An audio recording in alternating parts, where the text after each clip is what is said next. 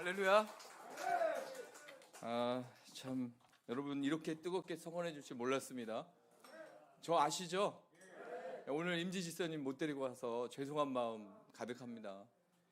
네, 제가 여러분들 뵈러 올 때마다 한 3가지 정도 떨리는 이유가 있어요. 첫째, 여러분의 눈빛을 보면 작아집니다. 제가 떨리고. 두 번째, 여러분이 알다시피 제가 설교를 짧고 굵게 하는 거로 알고 있는데 설교를 길고 죽쓸까 봐 두렵고 떨리는 마음이 항상 있습니다.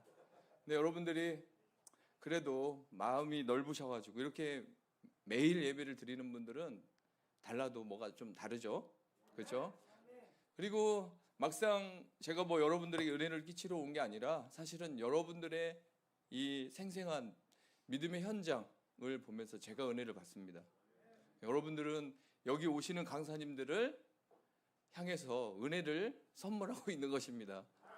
그래서 뭐 한 사람이 천하보다 귀하다는 말이 주위에 있잖아요. 그런 것처럼 여러분 한 분 한 분이 너무도 귀합니다. 그래서 오늘 이미 하나님의 예배하신 은혜가 있겠지만 그 이상으로 우리가 다 같이 은혜 받았으면 좋겠습니다.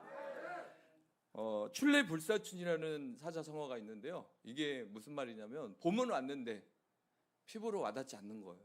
이제 오늘 뭐 10도 이상 올라갔잖아요. 그렇죠? 여러분 피부로 느끼죠? 봄이 온 거 확실하죠? 그러나 이제 어때요? 세계적으로 볼 때 우크라이나 전쟁으로 인해서 사람들이 다 긴장하고 불안해하고 어린아이들이 죽어가고 있습니다. 그리고 또 봄이 오면 딱 불청객 있잖아요. 미세먼지가 농도가 높아지죠. 이런 가운데 또 대한민국 이 삶의 현장에 가보면 뭔가 건조하고 메마른 그런 모습들이 참 많습니다.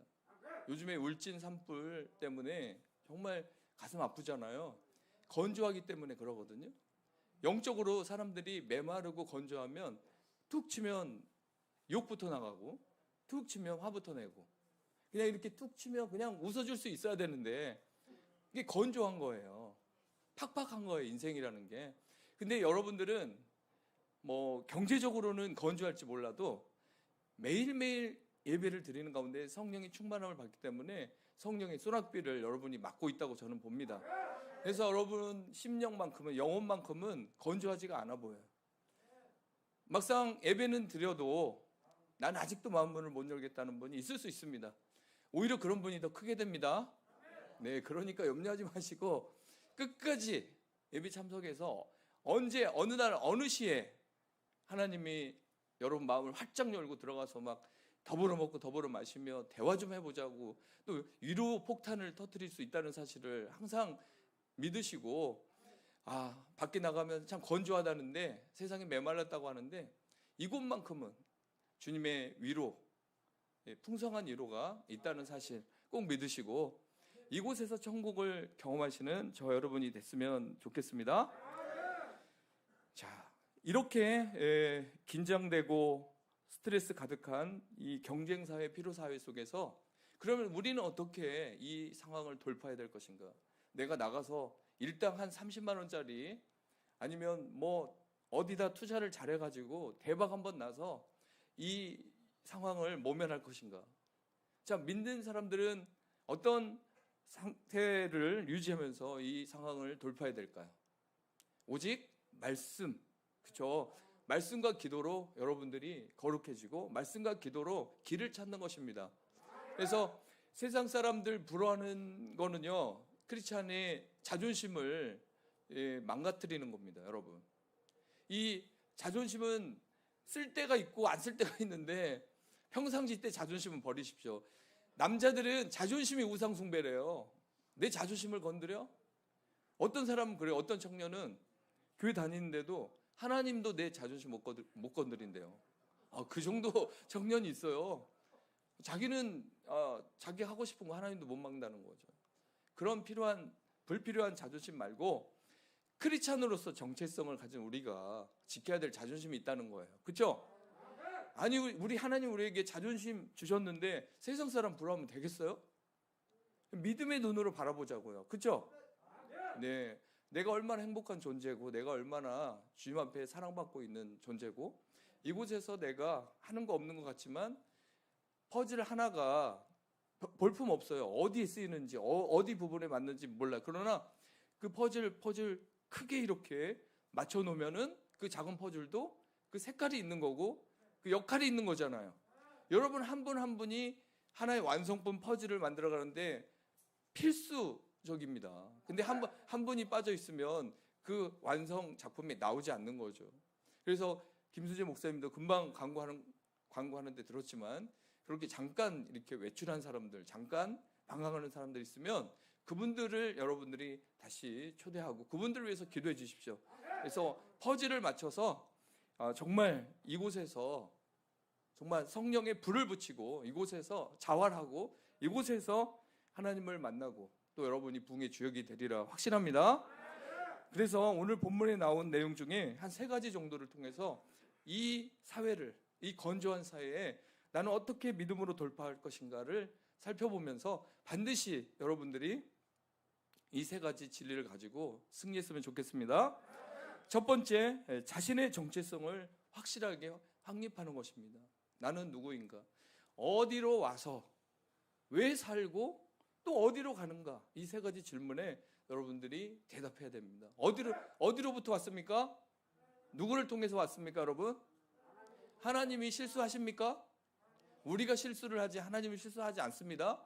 그리고 하나님은 역전, 그러니까 엄마 아빠 찬스가 아니라 하나님 찬스를 주세요. 그렇다고 우리가 막 역전하면은 쨍하고 해뜰 날 돌아온단다. 이거에 이제 너무 많이 우리는 사고에 사로잡혀 있는데 그런 역전 말고요.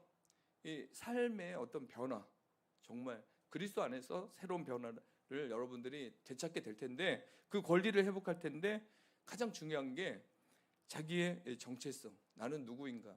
하나님으로부터 왔다는 거죠. 하나님의 섭리, 애정을 통해서 여러분이 왔습니다. 자, 그리고 왜 나는 사는 걸까? 그냥 죽을 수 없어서 사나요, 우리가? 예전에 이제 시골에 가면 저희 어머니도 고생을 너무 많이 하셔갖고 딸 하나도 없이 아들만 6형제예요, 저희 집에. 그러니까 농사짓지, 하물며 소죽도 써야 되지, 6형제 밥 해줘야 되지, 빨래는 이렇게 쌓이지. 그러면 그냥 살만 나겠습니까, 여러분? 살만 안 나겠죠. 네, 그러면은 왜 내가 세상에 태어나가지고 막 이런 엉망 섞인 얘기를 해요. 그러면 부엌에 가면은 궁시렁궁시렁 돼요, 어머니가. 살기 싫다, 힘들다, 막 그러면서 그런 얘기를 해요. 그러면 참 마음이 아팠습니다. 그때 제가 진짜 믿음이 좋았으면 어머니 안 그래요. 하나님이 어머니를 엄청 사랑하고 어머니는 지극히 작은 자에게 냉수 한 그릇 주는 것도 하나님이 가장 기뻐하시는데 이 대가족을 먹여 살리는 그런 미션을 갖고 있는 어머니예요. 어머니 정체성, 이 6 아들이 자라서 나라의 이바지하고 또 하나님 나라 세워가는데 기둥이 될 겁니다. 네, 그렇게 얘기했어야 되는데 그때는 믿음이 없었습니다. 그냥 원망하는 어머니만 바라보면서 불쌍하다 이런 생각을 많이 했는데, 자, 그렇습니다. 정체성을 몰랐기 때문에 내가 왜 어디로부터 와서 내가 지금 왜 살고 무엇을 향해 가고 난 또 어디로 결국 가는 것인가, 나의 도착지는 어딘 것인가, 나의 순례 여행의 끝은 어딘가, 이런 것들을 생각 못하고 그냥 남들이 시골에서 일하다가 도시 가서 돈 버니까 그냥 그렇게 가서 올라가고 또 그렇게 살다가 늙고 다 죽는 거지 뭐, 이런 생각을 하고 있었어요. 근데 하나님을 만나고 나서 그 비밀을 알게 되니까 나는 몰랐었지만 하나님의 그 놀라운 계획들이 다 있었다. 자, 여러분은 사도 바울이 이 편지 서신을 쓸 때마다 항상 자기를 사도라고 자기가 스스로 얘기합니다. 4군데 빼고 거의 다 자기를 사도라고 합니다. 사도는 아포스톨로스라는 말인데 보내심을 받은 자예요. 보내심을 받았다. 자, 여러분도 사도입니다. 영적으로 뭐 진짜 그런 사도처럼 뭐 어떤 능력을 행하고 그렇게 된 어떤 직분을 가지고 말하는 것보다 보내심을 받은 거, 주님으로부터 보내심을 받은, 여러분 사인 받으셨죠? 주님의 은혜 경험하셨죠? 주님이 우리를 하루하루 이곳에 하나님 나라를 세우는 도구로 우리를 파송하고 우리를 보낸다는 사실입니다. 그래서 가장 가까이 있는 사람부터 사랑해야 되고, 이 공동체 안에서 자활 프로그램에 적극적으로 참여해서 여러분들이 스스로 자립, 자강하는 그런 단계로 여러분들이 가야 돼요. 그래서 그런 가운데 준비된 그릇이 돼서 이제 세상에 나가서 얼마든지 하나님 나라 전도하고 또 전파하면서 또 여러분에게 주신 달란트를 가지고 마음껏 발휘하면서 인생을 행복하게 즐겁게 살아갈 수 있다는 것입니다. 여러분, 보내심을 받았다는 사실을 잊어서는 안 됩니다. 그리고 대사, 특사와 같은 메시지를 전달하는 사람을 아포스톨로스라고 합니다. 이 고린도 교회에는요, 똑똑한 사람들이 많았어요. 그 헬라 철학에 능통한 사람들이 많고 또 은사 충만한 사람도 많고, 그래서 뭐 파도 막 갈려지고 또 심지어는 막 음란한 게 교회에서 통용되고 뭐 별 희한한 사람들이 다 모인 게 고린도 교회 사람들인데, 이 사람들 중엔 또 사도 바울을 사도로 인정을 안 해준 거예요. 사도로 인정을 안 해준 거야. 아니, 사도인데 사도라고 인정을 안 해주면 어떻게 살겠어요? 뭐 40의 감한매를 5번이나 맞고 돌에 맞고 다 죽었다 살아나고 태장으로 3번이나 맞고 동족의 위험 또 뭐 여러 가지 위험을 겪으면서도 주님이 보내셨으니까 목숨 걸고 전도하고 있는 사람에게, 그리고 고린도 교회 개척자잖아요. 1년 6개월 동안 열심히 거기에서 교회를 세워놨는데, 사도 바울이 다른 곳에 전도하는 동안에 사도 바울을 저 사람 족보도 없는 사람이다, 사도를 인정할 수 없다, 막 이러면서 궁시렁궁시렁 되는 소리가, 분란의 이야기들이 고린도에 퍼져 있었던 거죠. 근데 사도 바울은 나는 사도란 말이야, 하나님이 나를 다메섹에서 만나주셨고 사울아 사울아 왜 네가 나를 핍박하느냐, 그런 가운데서 하나님 만나줘서 그가 눈을 다시 뜨게 되고 임금들과 이방인들에게, 죽어가는 영혼들에게, 이름도 없는 신들에게 절하고 우상 숭배에 빠져 있는 그런 영혼들을 살리라고 나를 사도로 불러줬는데 왜 너희들은 나를 사도라고 인정을 하지 않냐? 나는 하나님께 사도라고 인정받는 존재고, 그래서 내가 그 사명에 맞게, 나의 정체성에 맞게 눈물을 흘리며 너희들을 위해서 기도하고 있다라고 그렇게 간절히 얘기를 해도 몇몇 사람들이 계속 사도 바울은 사도가 아니다라고 했을 때 당당하게 사도라고 그랬습니다. 여러분이 여기에서는 다 천사 같고 여기에서는 다 믿음의 사람 같지만 막상 일하러 나갔을 때 세상 사람들 앞에서 나 크리스찬입니다, 그래서 제가 양보하겠습니다, 나 크리스찬입니다, 그래서 내가 이렇게 친절합니다. 자, 이렇게 여러분들이 하면 얼마나 좋겠어요. 앞으로 그렇게 됐으면 좋겠습니다. 그럴 때 나는 그리스도의 제자다, 나는 하나님으로부터 보내심을 받은 자다라고 여러분 당당하게 말하십시오. 그게 바로 여러분의 정체성입니다. 여러분, 요즘에 우크라이나 전쟁에서 어떻습니까? 우크라이나 사람들 다 도망갈 줄 알았어요. 저도 전쟁 일어나고 뭐 하루 이틀 3일 다 끝났겠구나. 근데 전 대통령도 총을 들었죠. 지금 현 대통령도 끝까지 싸우겠다 그러죠. 신혼부부가 신혼여행 안 가고 총 들고 나라를 지킨다고 하죠. 14만이라는 사람들이 귀국하고 귀향하죠. 나라를 지키겠다고. 저는 감동받았습니다. 왜 그렇습니까? 자기들은 우크라이나의 시민이라는 거죠. 그래서 자기들은 목숨을 걸고 싸우겠다는 것입니다. 자, 우리는 그리스도인의 십자가 군병 아니겠습니까? 정체성이 확실하지 않습니까? 근데 우리나라에서는 아직 전쟁이 안 일어났잖아요. 그럼 여기에서 우리는 어떻게 정육해 봐야 될까요? 아까 제가 자존심 얘기했잖아요. 우리가 지금 뭐 이렇게 전쟁 때 나가서 순교하고 죽고 그런 건 아니잖아요. 그렇다면 사도 바울이 나는 날마다 죽는다 그랬는데 사도 바울이 맨날 죽었다가 천국 갔다가 다시 왔다가 이게 아니잖아요. 산순교를 말하는 거예요. 좀 자존심 상하는 일이 있어도, 내 마음대로 안 되고 내 뜻대로 안 되는 일이 있어도 나는 그리스도인이야.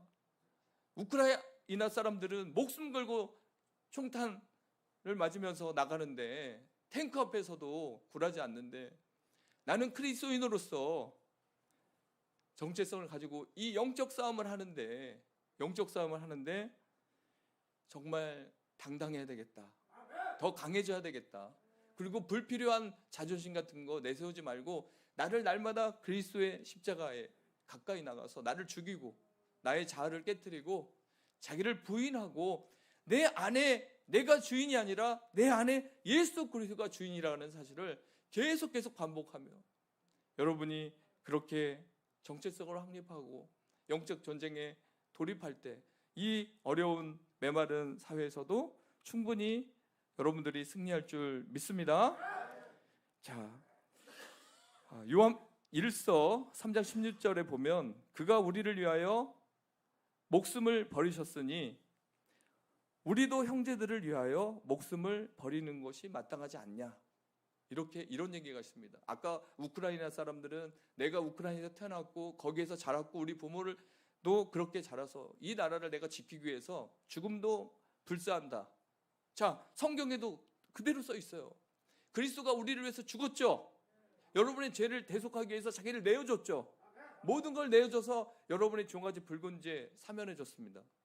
이만큼도 안 남기고 여러분이 정말 진실하게 주님 앞에 죄인이라고 고백할 때 세상 사람들은 그 죄의 흔적을 기억하고 친구들은 기억하고 주위 사람들은 기억할지 몰라도 예수님은 절대 기억하지 않습니다. 여러분을 의롭다고 칭해 주시는 분이십니다.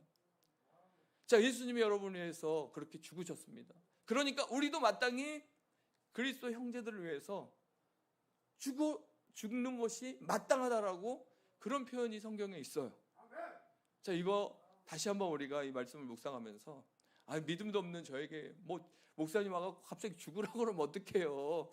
오늘 본문의 제목은 무조건 이론데 갑자기 또 이런 메시지가 왜 나오고 그래요. 그렇게 생각하지 마시고 우리는 그런 사명이 있다는 사실을 반드시 기억해야 되는 거예요. 내가 형제를 위해서 죽어야 될 사람이 형제를 치고 형제를 미워하고 시기하고 형제를 끌어내리고 꺾어버리려고 하고 무시하고, 이거 완전 반대잖아요. 그렇죠? 그래서 우크라이나 사람들은 그 전쟁터에 나가서 마땅히 나라를 위해서 나는 한 목숨 바친다. 용병들까지도 가고 있잖아요.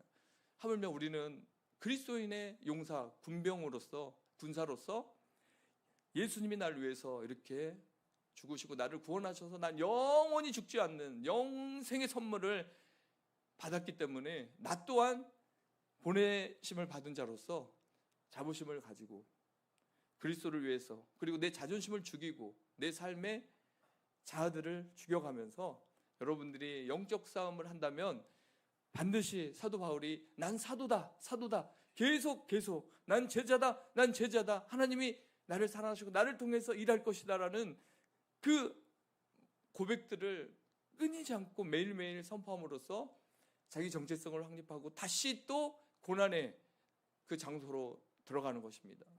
핍박이 가득한 곳에 또 들어가는 것입니다. 답답한 그 곳이지만 다시 들어가서 그곳에서 진리를, 그리스도를 통해서 어둠이 떠나가고 빛이 오고 그리스도를 통해서 사망이 떠나가고 생명이 오는 그 자리에 내가 침투 작전으로 들어간다는 것입니다. 여러분은 이미 그렇게 하고 계신 줄 믿습니다. 두 번째는 은혜와 평강을 붙잡아야 돼요. 솔직히 은혜 아니면 살아갈 수가 없습니다. 요즘같이 제가 한번 저는 분석형이에요. 그렇게 그래서 예민한 스타일이지만 그렇다고 꼼꼼한 스타일도 아닌데 분석하는 스타일인데, 제가 하루를 살아갈 때 은혜 속에 사는지 평강 속에 사는지 아니면 걱정 속에 사는지 두려움 속에 사는지 긴장 속에 사는지 저도 한번 생각해 보는 거예요. 왜냐하면 설교는 이렇게 하고 강당에서 내려가면 여러분하고 똑같아요. 그렇죠?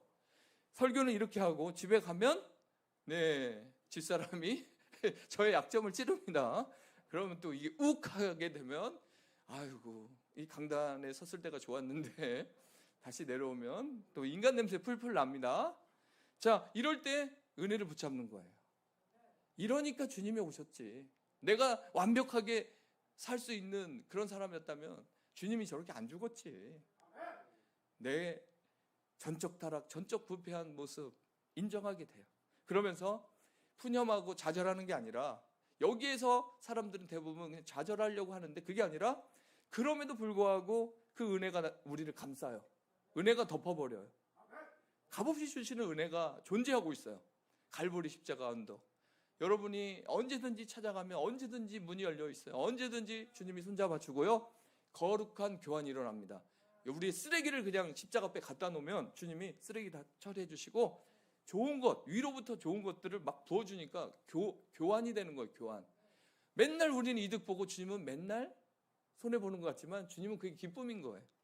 여러분을 용서하고 여러분을 사랑하는 게 주님, 위로하는 게 주님의 기쁨인데, 근데 그 갈보리 십자가 앞으로 성결의 꽃으로 우뚝 선 십자가 밑으로 온 사람에게만 그 은혜를 주는 거지, 그 은혜도 모르고 찾지도 않고 사모하지도 않으면 그게 우리께 될 수가 없어요. 교환이라는 건 주고받아야 되잖아요. 그렇죠? 자, 이 은혜를 여러분들이 받아야 되는데, 혹시 여러분들 분석해 보고 싶은데, 자, 당 떨어지면 뭐 먹어요? 네, 뭐 사탕, 초콜릿 갖고 다니죠. 자, 은혜 떨어지면 어떻게 해야 돼요? 은혜 떨어진 증상 뭐예요? 주위 분들 하면 다 존경스러운데 주위 분들 보면은 어때요? 은혜 있을 때는 저렇게 무서운 분이 좀 이게 편해 보이고 부드러워 보이는데, 뭔가 저분 은혜가 떨어지면 어우, 눈빛이 장난이 아니죠. 자, 은혜 떨어지면 불안해지고 원망할 상대를 찾아요. 덕분에가 아니라 때문에, 하물며 자활센터 때문에, 아니 여기에서 뭐 여러분들을 위해서 모든 거 다 쏟아붓는 사회복지사님이나 목사님들, 여러분들을 얼마나 사랑합니까? 근데도 불구하고 은혜가 떨어지니까 아유, 목사님 때문에, 덕분에라고 가야 되는데 때문에라고 합니다. 여기에 한 분도 때문에라고 원망하는 분 없는 줄 믿습니다. 역시 부르는 노래는 인기가 끼잖아요. 여러분들 맨날 예배드리고 맨날 좋은 말씀 막 받아들이니까 여러분 이게 인기가 끼지가 않아서 그 은혜가 충만한 줄 믿습니다.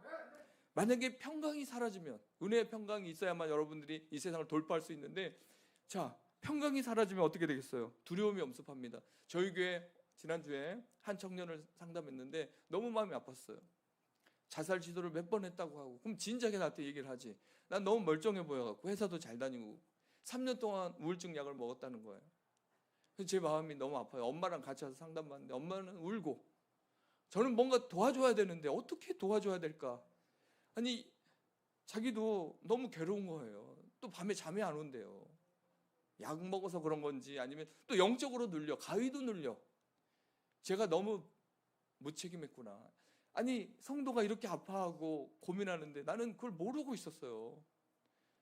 그래서 너무 제가 회개를 많이 했는데, 그러면 그대로 그냥 위로만 하고 보낼 것인가? 그럴 수 없죠. 20일 작전 기도를 준비시켰습니다. 20일 작전 기도. 나도 같이 한다. 오전에 기도, 오후에 기도 30분씩 해서 1시간 채우고, 말씀, 그날 21일 동안 읽어야 될 말씀 하루에 한 말씀 해서 그 말씀 붙잡고 21일 동안 기도하는데, 몰아주기 기도라고요. 저희 같은 청년들이 기도하겠다. 나도 하겠다. 그 가운데 너도 선포해라. 반드시 하나님이 너의 우울증을 치료하고 너의 이 현실의 아픔을 다 해결해 줄 것이다. 그러면서 그 불안했던, 두려웠던, 초조했던 그 친구에게 분명히 20일 작전 기도를 통해서 은혜와 평강이 다시 임할 거라고 저는 믿습니다. 그래서 평강이 사라진 사람들, 코로나 블루 시대에 보이지 않게 다 말라가고 있어요. 건조하고 있어요. 그래서 정말 이게 겉으로는 잘 표현이 안 되지만 속으로 막 망가지는 사람이 너무 많다는 이 상황에 저도 마음이 아픈데, 여러분만큼은 이렇게 예배 드리고, 이렇게 예배 드릴 때마다 성령이 찾아오셔서 운행하시면서 여러분의 심령을 계속 다듬고 있거든요. 모세가 두들판을 다듬어서 올라가듯이 여러분의 마음을 계속 다듬어서 주님 앞에 나오잖아요. 영과 진리로 예배하는 여러분들을 주님이 지금 만나주고 계시다는 사실입니다. 그래서 절대 이 사실을 부인하거나 안 믿으려고 하면 안 됩니다. 그러면 여러분이 제일 불쌍한 거죠. 왜냐하면 제일 은혜 받을 최적의 상황과 최고의 컨디션을 갖고 있는 여러분이 은혜를 못 받으면 누가 받겠습니까? 그렇죠? 그래서 여러분은 허구가 아니다. 이 말씀들은 허구가 아니고 사실이다. 그래서 이 말씀을 여러분들이 먹을 때마다 여러분의 영혼은 건강해지고, 그 영혼이 여러분의 정신을 터치해야죠. 마음과 생각을 터치합니다. 그러니까 당연히 육신도 건강해지게 돼 있습니다. 이 원리를 여러분 기억하면서 반드시 은혜와 평강을 붙잡아야 됩니다. 요즘에 그런 얘기 들어보셨어요? 주식 투자도 많이 하고 많은 사람들이 코인 투자를 하는데 여러분 들어보셨을 거예요. 그 예전에 비트코인 막 쌀 때 누가 그냥 선물로 주니까 그냥 갖고 있었는데 엄청 올랐잖아요. 그렇죠? 그래서 찾으려고 했더니 비밀번호 없어요. 비밀번호 잃어버렸어. 근데 10번만 기회를 줘요. 이건 1000억이 넘는 돈을 갖고 있는 사람이 8번째까지 틀린 거야. 그래서 9번째가 두려워서 안 하고 있대. 지금 다 날아갈까 봐. 2번 틀리면 다 날아가. 복원이 안 되잖아요. 못 찾잖아요. 비밀번호를 모르면. 건조하고 메마른 그 시대에 진정한 비밀번호는 뭐예요? 예수님의 은혜와 평강입니다. 여러분은 예수님의 은혜와 평강을 통해서 이 비밀을 받아서 여러분이 회복되는 거고 변화되는 거지. 다른 방법 막 써보십시오. 비밀번호 다 틀렸다고 나옵니다. 그렇죠? 분명히 은혜와 평강으로 여러분들이 회복되고, 오늘 이제 마지막으로 하나님의 자비와 위로를 경험할 때 우리가 다시 생기를 되찾고 돌파하고 이겨낼 수 있는 거예요. 자, 옆에 분들에게 인사 나누시겠습니다. 무조건 위로합니다. 무조건 용서합니다. 무조건 존경합니다. 네, 그렇습니다. 자, 위로도 위로 받아본 사람이 하죠. 사랑도 사랑 받아본 사람이 한다는 얘기가 있습니다. 그렇죠? 그래서 예수님이 여러분을 위해서 가장 낮은 곳에 하나님이신 분이 육신의 옷을 입고, 그것도 말구유에 태어나셨죠? 걸레에 쌓였어요. 여러분 외양간에서 태어나 보셨어요? 태어나서 걸레에 쌓였습니까? 예수님이 부유한 자지만 가난하게 된 것은 여러분을 부유하게 하고 부유하기 위해서예요. 자, 그러기 때문에 여러분 공감 능력이 최고입니다. 예수님은.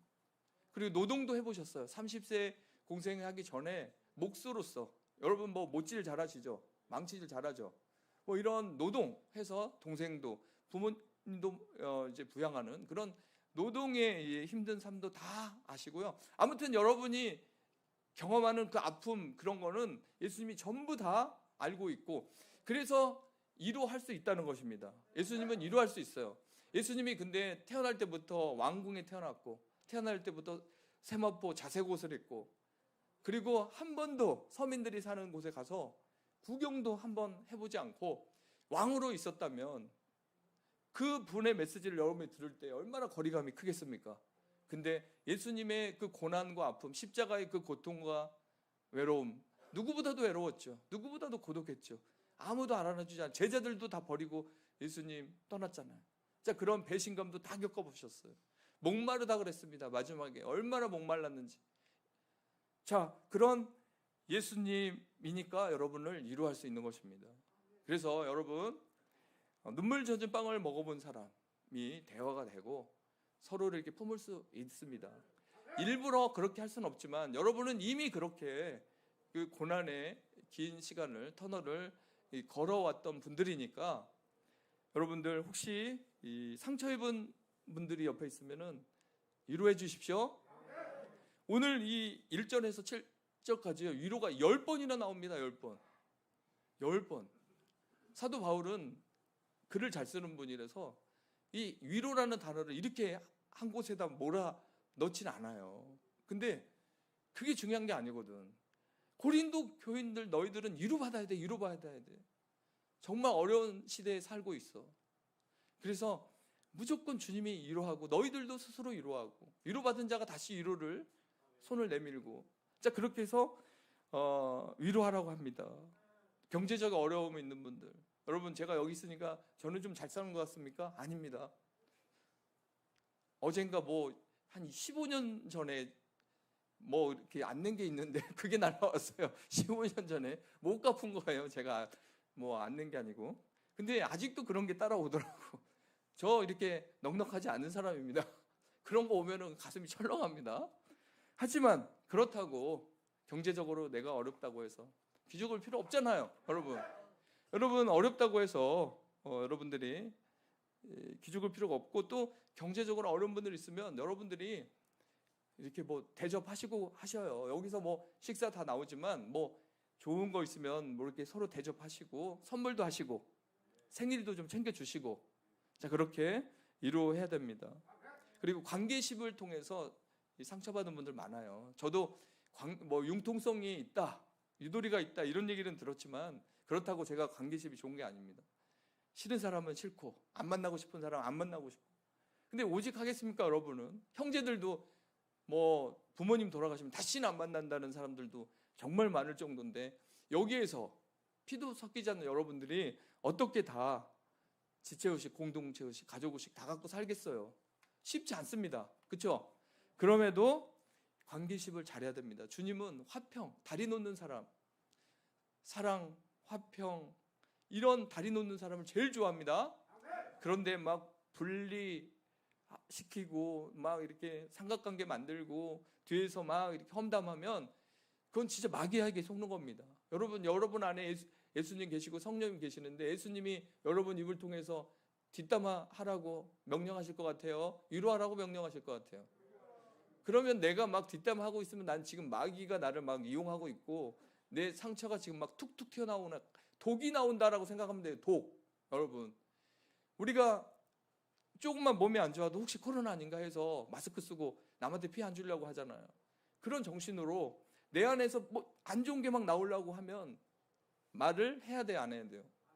네, 딱 한봉해야 돼요. 자, 그렇게 하고 좋은 얘기들만 위로, 그렇죠? 그래서 여러분 생각하지 않으면 사는 대로 생각한다는 얘기가 있잖아요. 여러분이 생각하면서 말하고 성령이 내 안에서 나를 어떻게 인도하는지를 여러분이 항상 생각하면서 한 걸음 한 걸음 나가면 분명히 여러분은 위로자가 되리라 믿습니다. 그렇습니다. 아무리 환난과 고난이 여러분을 압박해와도 위로하는 곳에, 서로 위로하고 격려하는 곳에, 고난에 참여하고 또 사랑으로 품어주는 그곳에 결코 그 환난과 고난은 오랫동안 머물지 않는다는 사실을 기억하십시오. 제가 다음에 올 때는 임재 지사님 꼭 모시고 오겠습니다. 네, 여기 뭐 개인적으로 여쭤볼 게 있습니다. 이을수 형제님 한번 손들어 주십시오. 네, 손들어 주셨습니다. 네, 그 유튜브 제 것도 좀 구독 돼 있나요? 네네, 그거 물어보고 싶었어요. 네네. 아무튼 여러분들 이곳이 천국이고 이곳에서 시대를 이길 수 있는 힘이 있다. 이곳에서 예수님은 여러분을 세우고 있다. 여러분을 훈련시키고 있다. 그래서 정체성 반드시 나는 어디로 왔고 왜 살고 어디로 가는지에 대해서 반드시 100% 확신해야 됩니다. 그리고 위로의 사람이 되십시오. 그리고 은혜와 평강을 항상 십자가를 통해서 품고 계실 때 분명히 주님이 이 건조한 사회에서도 이 경쟁 피로 생존 시대에서도 여러분들 모두를 다 승리자로 세워주리라 믿습니다.